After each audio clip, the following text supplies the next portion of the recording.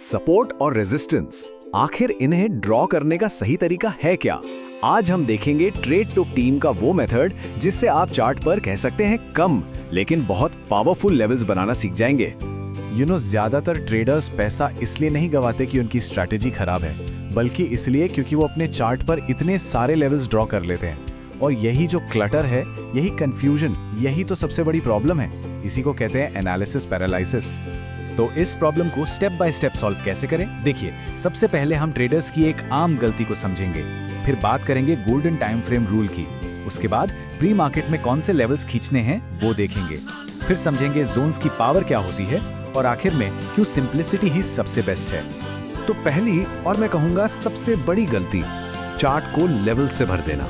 सोचिए, जब हर तरफ सिर्फ लाइंस ही लाइंस होंगी तो ट्रेड कहां लेना है ये तय करना लगभग नामुमकिन हो जाता है ना? तो इसका सोल्यूशन क्या है? पहला कदम है गोल्डन टाइम फ्रेम रूल। ये आप समझ लीजिए ट्रेड टुक मेथड की नींव है और इसे समझना बहुत बहुत जरूरी है। रूल बहुत ही सिंपल है। देखिए, जिस टाइम फ्रेम पर आप ट्रेड कर रहे हैं उस पर सपोर्ट और रेजिस्टेंस कभी भी ड्रॉ नहीं करना है। एनालिसिस वो हमेशा एक हायर टाइम फ्रेम पर होगा। जैसे मान लीजिए आप क्विक स्कैल्पिंग के लिए 1 मिनट चार्ट पर ट्रेड कर रहे हैं तो सपोर्ट रेजिस्टेंस कहां बनाएंगे? 5 मिनट चार्ट पर, ठीक है? और अगर 5 मिनट पर ट्रेड कर रहे हैं तो लेवल्स बनेंगे 15 मिनट चार्ट पर। मतलब एंड सो ऑन, हमेशा एक लेवल ऊपर जाना है।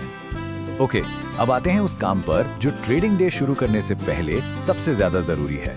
देखिए, ये लेवल्स हर दिन बदलते हैं, तो मार्केट खुलने से पहले हर सुबह इन्हें अपडेट करना कंपलसरी है, इसमें कोई ढील नहीं। तो हायर टाइम फ्रेम पर, यानी हमारे केस में 5 मिनट चार्ट पर, ये 5 लेवल्स मार्क करने ही करने हैं। ये नॉन नेगोशिएबल हैं, मतलब इन्हें छोड़ना नहीं है। पहला, पिछले दिन का 5 मिनट कैंडल हाई। दूसरा, पिछले दिन का 5 मिनट कैंडल लो। तीसरा, पिछले दिन का एब्सोल्यूट हाई। चौथा, पिछले दिन का एब्सोल्यूट लो। और पांचवा, पिछले दिन की जो 3:30 बजे वाली क्लोजिंग कैंडल थी उसका लेवल। अच्छा, इन 5 लेवल्स के अलावा कुछ और पावरफुल लेवल्स भी हैं। चार्ट पर जो भी मेजर स्विंग हाईज और स्विंग लोज दिखें उन्हें भी मार्क कर लीजिए। और हाँ, राउंड नंबर्स को मत भूलिएगा, जैसे 26,000, 25,900, 26,100। मार्केट्स इन साइकोलॉजिकल लेवल्स पर बहुत स्ट्रांगली रिएक्ट करते हैं। ठीक है, अब आते हैं इस पूरे मेथड के सबसे इंपॉर्टेंट रूल पे। सीरियसली, अगर बस इस एक चीज को समझ लिया ना, तो लेवल्स को देखने का आपका नजरिया ही बदल जाएगा। रूल ये है कि कभी भी एक सिंगल पतली सी लाइन ड्रॉ मत कीजिए। ज्यादातर ट्रेडर्स असल में यही गलती करते हैं। तो सही तरीका क्या है? हमेशा जोन्स या रेंजेस बनाइए। एक बात हमेशा याद रखिए, प्राइस कभी किसी एक एग्जैक्ट प्राइस पॉइंट की रिस्पेक्ट नहीं करता, वो एक पूरे एरिया, एक जोन की रिस्पेक्ट करता है। फॉर एग्जाम्पल, यहां देखिए, मान लीजिए आपको 3 स्विंग हाइज एकदम पास पास मिलते हैं, एक 25,995 पर, एक 26,000 पर और एक 26,010 पर। तो क्या करेंगे? 3 अलग अलग लाइंस बनाएंगे?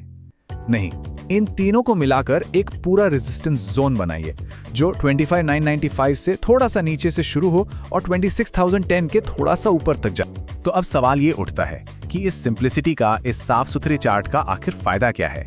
मतलब इतने कम लेवल से ट्रेड होगा कैसे? फायदा ये है कि ये जो कुछ लेकिन बहुत स्ट्रॉन्ग लेवल्स है ना, ये आपके ट्रेड के लिए काफी है।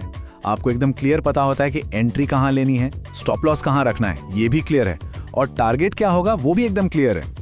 रिजल्ट, चार्ट साफ रहता है और फैसला लेना बहुत आसान हो जाता है। तो जरा सोचिए, क्या एक साफ सुथरा चार्ट ही स्मार्ट ट्रेडिंग की असली चाबी हो सकता है? और देखिए, अगर आप इन सभी कॉन्सेप्ट्स को लाइव ट्रेडिंग और प्रैक्टिकल एग्जांपल्स के साथ समझना चाहते हैं तो ट्रेड टुक ऐप जरूर डाउनलोड कीजिए। ये बिल्कुल फ्री है, और इसमें आपको कई सेटअप्स के लिए फ्री ट्रेड सिग्नल्स भी मिलते हैं, जिससे आप ये सब कुछ और भी तेजी से सीख सकते हैं। Remember, trade smart, trade less, follow trade टुक।